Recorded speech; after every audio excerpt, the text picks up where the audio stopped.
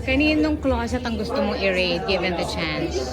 Kay Criza Taan na closet, syempre. Kasi it will be full of mga ano po, fashion, high fashion clothes. Gano'n. Criza Taan, of course, kay Kendall Jenner. Hindi lang i-rate, nanakawan. Gano'n. Okay. Nung hindi ka pa sa showbiz and everything, ano yung iba mo pang pinangarap sa buhay? Ano po, pangarap ko maging isang petroleum engineer. Talaga ba? Kasi wala lang, unique lang eh. Unique lang, parang, may ganun ba? Kagaya ng pangalan ko, Esnir, di ba? May ganun pangalan ba? Gusto ko unique din yung course ko, kaya medyo gusto ko po siya.